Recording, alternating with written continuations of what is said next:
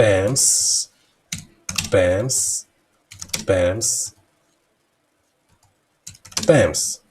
It grows level by level. In this video, we're talking about representation of a binary tree as a list. We represent some constrained binary tree. It's called complete binary tree. What is complete binary tree? A complete binary tree is a tree in which every level, except possibly the last, is completely filled. For example, as you can see, this is a complete binary tree. And also this is complete binary tree because here we have all the levels, the first, the second, the third, they are completely filled, except the last level. This level with 1/8 node, it's not completely filled. So that's why this is a complete binary tree.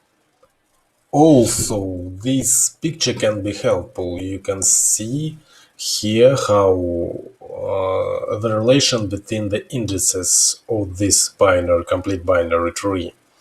And here is a representation of it.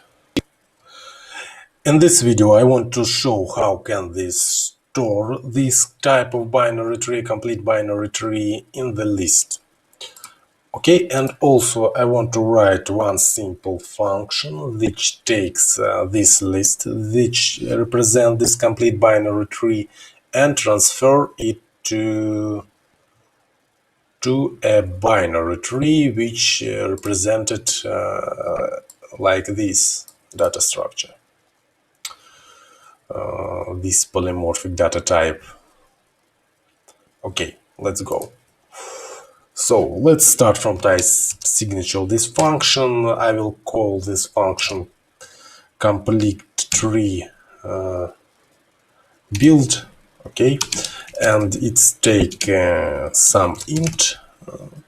I will talk about it later, and it's take a list of A and produce a binary tree of type A.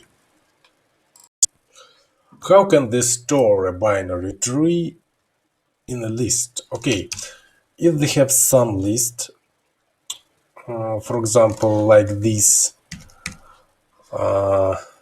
here they have a root node which saved as the first element in a list. And if you want to know the child, the left child and right child of this tree, we can calculate the indexes by these formulas. Okay, for the left subtree child, they can evaluate it by this expression, and for the right tree, they can evaluate this by this expression. Okay. So, for example, here we have root node 1, and the left subtree have the root node, the 1 is stored at the index 1, and so the left subtree index is 1 multiple 2 is equal to 2. So the 2 is the left subtree. And the right subtree is, to calculate its index, we need to root 1 multiply by 2 and add 1. And we will go to the 3. This is the index of the right subtree. Okay. Okay, let's start the implementation. Let's remove this from here.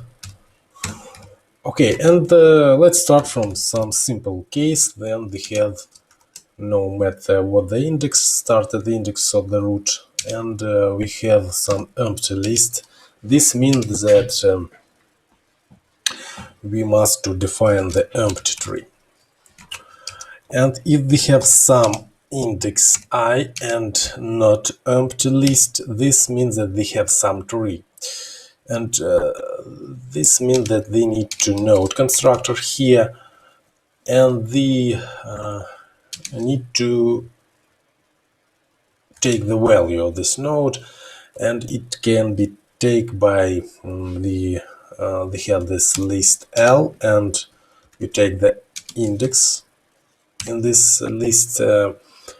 The list starts from 0, but the mark our nodes starting from 1, and this is why I need to subtract 1 here, and this thing defined our value of our node. We need to define our left tree and right tree. Okay, I will name these things left tree and right tree, and let's define them. Okay, our left tree. We can define our left tree with recursion, but we need to know what the length of our list is greater than our index I multiplied by 2, because this is the root of our left subtree.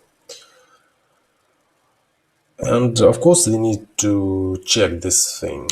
If the length of the list is greater than 2 multiple y I,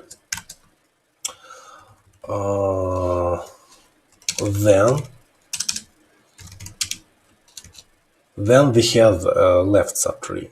Otherwise there is no subtree here, and otherwise we can return the empty tree.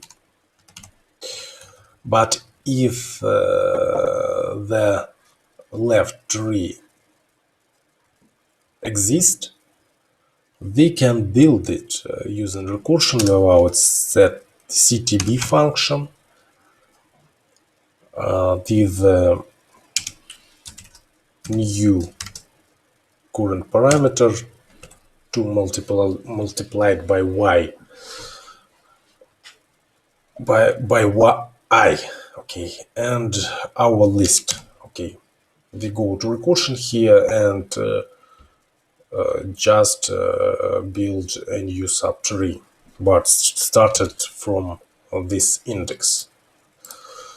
And also exactly the same thing we can define our right tree. Okay, but the right tree is stored by this index. And also we need to use this index in our right tree definition. So I think this is the correct definition of how can we build our binary tree from the list. And now let's try to load our module. I will load it here in my Gesh CI. It's loaded, and now we can create some list 1, 2, 3, for example, and using our ctb function started from the first element, we can build this tree. Okay, and we can print it in a nice way like this. So you can see this is a complete binary tree, and if I go I will add some elements in the end. The elements will be added at the last level here. So it's added level by level. In one of the previous videos, I do this very big implementation of the level order insertion into a binary tree. Okay, here is we have some many code, and as you can see, all this thing can be much more simplified if we change our data structure for representing our binary tree. So it can be done exactly by these few lines of code, and this thing works exactly the same. Of course, the tree have constraint here. This is a complete binary tree. It has some constraint. It's in its structure. And I think this is all for today. Thanks for watching. Push like button, push subscribe button, and see you in the next video.